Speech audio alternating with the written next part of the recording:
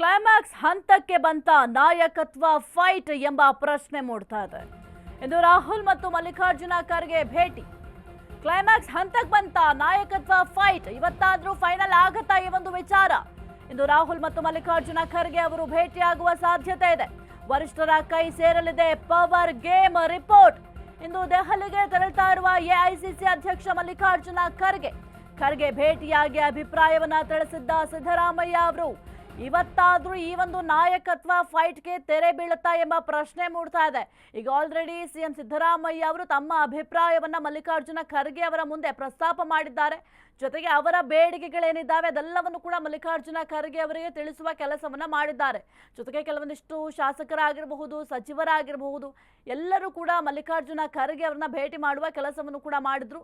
ನಿನ್ನೆ ಕೂಡ ದೆಹಲಿಗೆ ಕೆಲವೊಂದಿಷ್ಟು ಶಾಸಕರು ಹೋಗಿದ್ರು.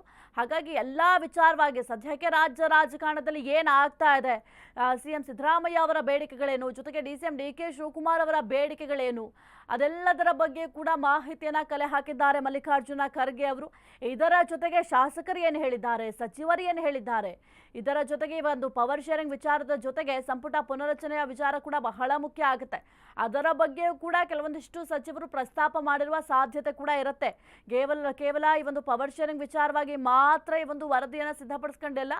ಓವರ್ ಆಲ್ ಏನಾಗ್ತಾ ಇದೆ ರಾಜ್ಯ ರಾಜಕಾರಣದಲ್ಲಿ, ಯಾಕೆಂತಂದ್ರೆ ಕೇವಲ ಈಗ ಕಾಂಗ್ರೆಸ್ ಸರ್ಕಾರವನ್ನು ನಾವು ಗಮನಿಸ್ತಾ ಹೋದ್ರೆ 2-3 ರಾಜ್ಯಗಳಲ್ಲಿ ಮಾತ್ರ ಅಧಿಕಾರಕ್ಕೆ ಇರುವಂಥದ್ದು.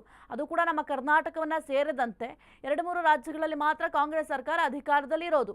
ಒಂದು ವೇಳೆ ಇದೇ ರೀತಿ ಕಚ್ಚಾಟ ಏನಾದರೂ ಮುಂದುವರೆದ್ರೆ ಇದು ಕಾಂಗ್ರೆಸ್ಗೆ ಬಹುದೊಡ್ಡ ಡ್ಯಾಮೇಜ್ ಆಗುತ್ತೆ. ಇದೆಲ್ಲವನ್ನು ಕೂಡ ಕಂಟ್ರೋಲ್ ಮಾಡಲೇಬೇಕಾಗಿದೆ. ಹಾಗಾಗಿ ಸದ್ಯಕ್ಕೆ ಒಂದು ಪವರ್ ಗೇಮ್ ರಿಪೋರ್ಟನ್ನು ರೆಡಿ ಮಾಡ್ಕೊಂಡಿದ್ದಾರೆ ಮಲ್ಲಿಕಾರ್ಜುನ ಖರ್ಗೆ ಅವರು. ಅದನ್ನು ರಾಹುಲ್ ಗಾಂಧಿ ಕೈ ಸೇರಿಸಲಿದ್ದಾರೆ. ಆಗ ರಾಹುಲ್ ಗಾಂಧಿ ಅವರು ಯಾವ ನಿರ್ಧಾರವನ್ನು ಮಾಡ್ತಾರೆ ಈ ಒಂದು ಪವರ್ ಶೇರಿಂಗ್ ವಿಚಾರಕ್ಕೆ ಅಂತ ನೋಡಬೇಕಾಗುತ್ತೆ. ಸದ್ಯಕ್ಕೆ ಈ ಒಂದು ವಿಚಾರಕ್ಕೆ ಬ್ರೇಕ್ ಹಾಕಲೇಬೇಕಾಗಿದೆ. ಇಲ್ಲ ಅಂತಂದರೆ ಪಕ್ಷಕ್ಕೆ ಬಹುದೊಡ್ಡ ಡ್ಯಾಮೇಜ್ ಆಗೋದಂತೂ ಕಟ್ಟಿಟ್ಟ ಬುತ್ತಿ ಅಂತ ಹೇಳಬಹುದು. ಯಾಕೆಂದರೆ ಮುಂಬರುವ ಚುನಾವಣೆಗಳಲ್ಲೂ ಕೂಡ ಇದು ಬಹುದೊಡ್ಡ ಎಫೆಕ್ಟ್ ಆಗುತ್ತೆ.